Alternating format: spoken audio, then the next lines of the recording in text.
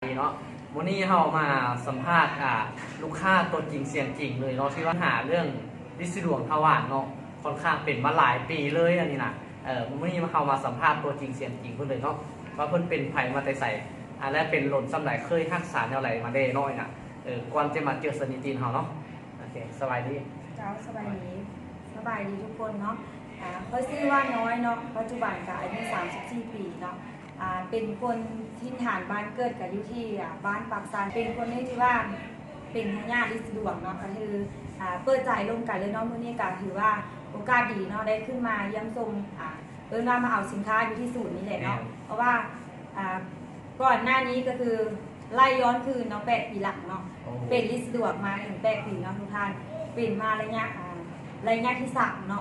เป็นมนุษย์แล้วเนาะแม่ระยะที่3คือความทุกข์ทรมานเนาะอยากจะบอกเลยว่า3 ปีที่ว่าถ่ายออกเป็นเลือดเนาะความทุกข์ทรมานเนาะอันนี้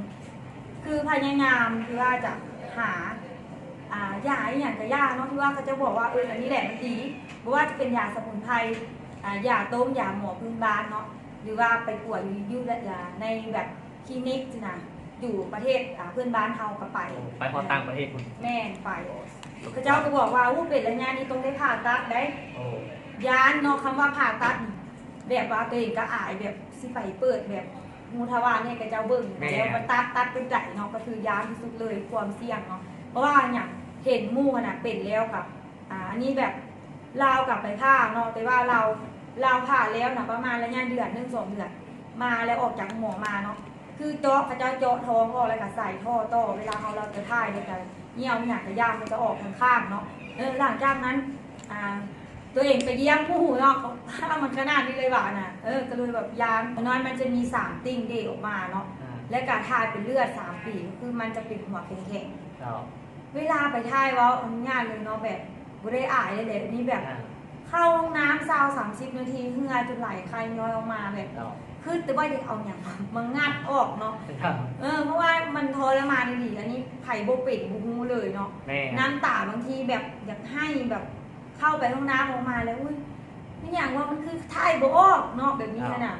เพื่อสิออกมาได้ก้อนนึงออกมาเลือดย้อยออกมาเลยกับที่ทรมานสมควรเนาะก่อนมันเจอเซอร์นิตินเนี่ยมีใครเป็นคนที่แนะนำให้เจอเซอร์นิตินน้อยนะอันนี้ก็คือที่ว่ารู้จักก็คือเป็นแม่ฮักของมู่เนาะคือเพื่อนบอกว่า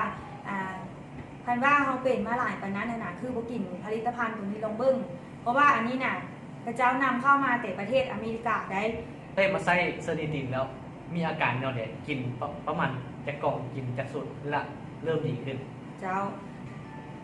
กินเพียงแต่2-3 มื้อคือกินมื้อแรกเนาะถ่ายนี่แบบ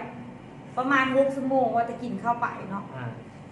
แบบคล่องเลยถ่ายแบบมันโบแน่นแล้วกับมันจะถ่ายแบบเป็นเละๆออกมาแล้วว่าอนุญาตเนาะแบบโอ้ยแบบคือว่าตับไตไส้พุงออกมาในนั่นเบิดเนาะ5-6 กิโลผิวกระใสขึ้นเนาะจากแต่ว่าตะกี้หน้ากูดับเป็นฝ้านะคือกินไป2 ชุดเท่านั้นเองแล้วก็ยุดบ่ได้กินต่อเนื่องแหละเพื่อหายเป็นปกติเลยแม่นมั่นใจเลยเนาะแล้วก็ดีใจที่ว่าดีเนาะโดยที่บ่ได้ต้องผ่าตัดหน่อยนะกินเหล้าเบียร์สบายเราจะกินหนักก็กินตามเองป้าอยากพาให้พากับผู้ส่งไว้เนาะว่าเป็นอย่าง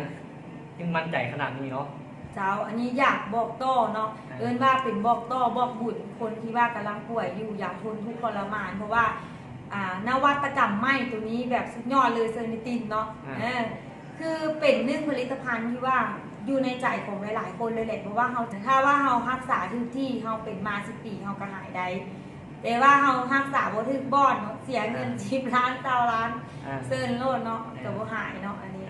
อยากบอกจากใจดีเนาะก็คือความจริงทุกอย่างที่ว่าเล่ามาบ่ได้มีไผมาจ้างหน้ามาเบาๆอย่างเลยเนาะเพราะว่าอันนี้กินเองถ้าบ่เชื่อก็คือไปเบิ่งอยู่ใน Facebook ได้เลยหรือว่าจะขอเบอร์โทรก็ได้เนาะ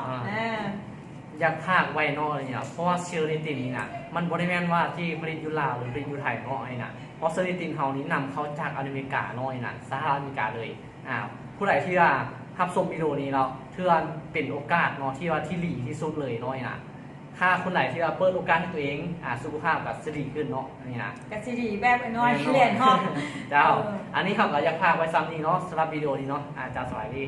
เจ้าสวัสดี